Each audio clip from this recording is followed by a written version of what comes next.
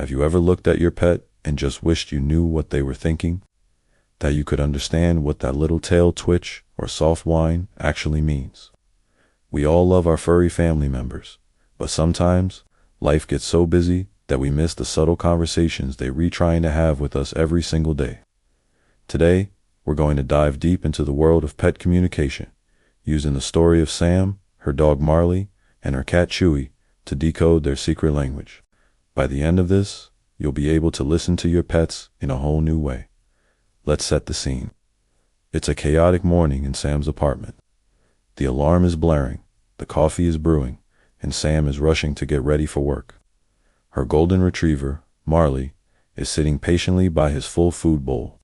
He looks at Sam, then at the bowl, then back at Sam. He's been waiting all morning, but in her rush, Sam just pats his head and says, "Morning, buddy. Ate already. Good boy," and heads out the door. Marley's tail stops wagging, and he lets out a little frustrated whine. Watching all of this from high on a bookshelf is Chewie, a very perceptive Maine Coon cat. If we could hear his thoughts, he'd probably be thinking, a masterclass in human obliviousness. Truly remarkable. This scene is so common in our own lives, right? We see the food is there, so we assume they've eaten. But Marley's body language, the patient sitting, the expectant look, the stopped tail was a clear message. Hey, I'm ready to eat, but I'm waiting for you. For many dogs, mealtime is a social event, and they wait for that cue from us, their pack leader. Fast forward to the evening.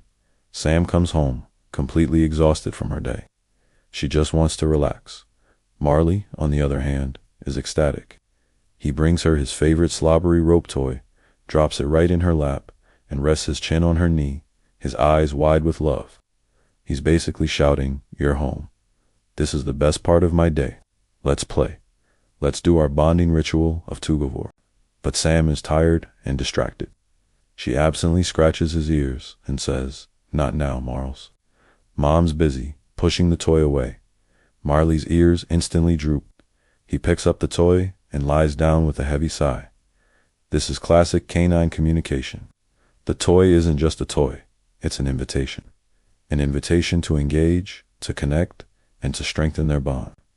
When we push that invitation away, even gently, it can feel like a rejection. That sigh from Marley wasn't just him being dramatic. It was a genuine expression of disappointment. He was trying to connect, and the signal was missed. Now it's Chewie's turn. She's been weaving figure eights around Sam's ankles for a good 5 minutes. When that doesn't work, she takes a more direct approach and hops right onto Sam's laptop keyboard.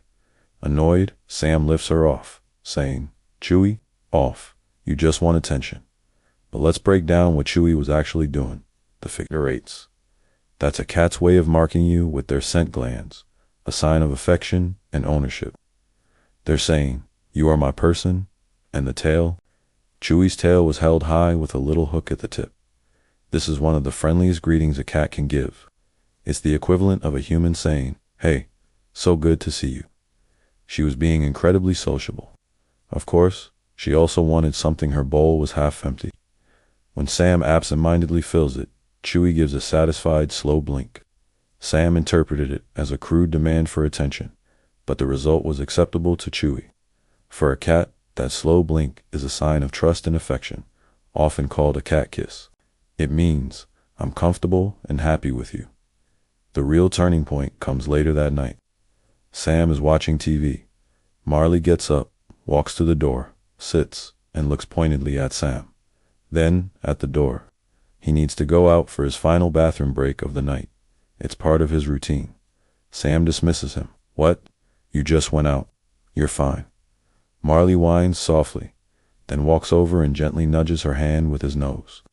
This nose nudge is a universal dog signal for, "Hey, this is important. Please pay attention to me." But Sam is in her relaxation bubble and tells him to stop. Frustrated and out of options, Marley lets out a single, sharp bark. This finally gets Sam's attention, but not in a good way. She scolds him. "Hey, no, bad."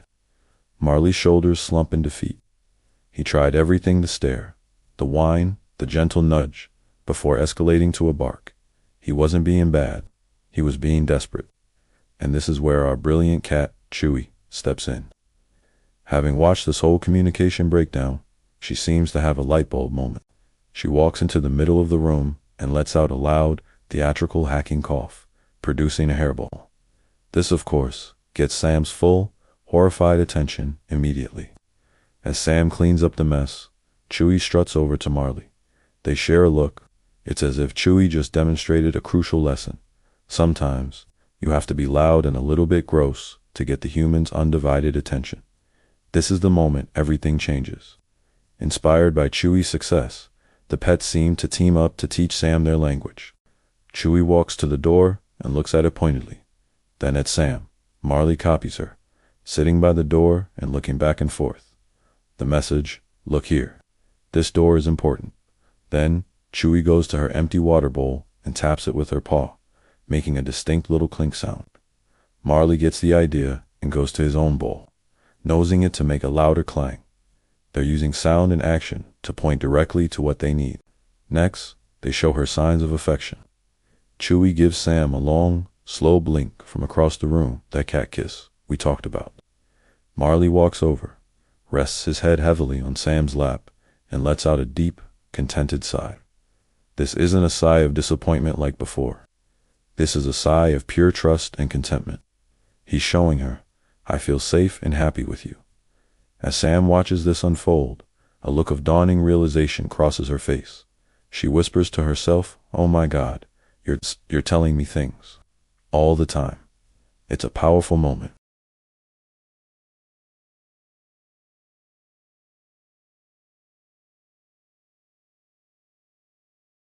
She notices his tense, upright posture. She gets it. Bathroom break. She asks and opens the door. Marley's wildly wagging tail is all the confirmation she needs. A success? Later, when Chewie hops onto her desk and gives her a slow blink, Sam remembers the lesson. She slow blinks back. In that moment, she's speaking cat. Chewie's purr becomes audible, a sign of her happiness. And when Marley brings his rope toy, instead of pushing it away, Sam closes her laptop and says, you know what? Tug time is important. She gets on the floor and plays with him, and Marley is in absolute heaven. The story ends in a peaceful, connected home. Sam is reading on the couch, Chewie purring in her lap, and Marley curled at her feet. She smiles and says, I'm listening now, guys. The communication is finally clear. This story beautifully illustrates how our pets are constantly communicating with us. It's not just about barks and meows. It's in the way they hold their tail, the position of their ears, a gentle nudge, a deep sigh, or a slow blink. They're telling us when they're happy, when they're anxious, when they need to go out, and when they just want to connect with us. So, the next time your dog drops a slobbery toy on your lap, remember Marley. It might not just be about playing fetch. It might be their way of saying, I love you. Let's connect. And the next time your cat whines around your legs, look for that high, hooked tail and maybe offer a slow blink back. You might be surprised by the purrs you get in return. Learning their language isn't about becoming an expert animal behaviorist overnight. It's about paying attention, being present, and recognizing that our pets have rich emotional lives and are trying to share them with us.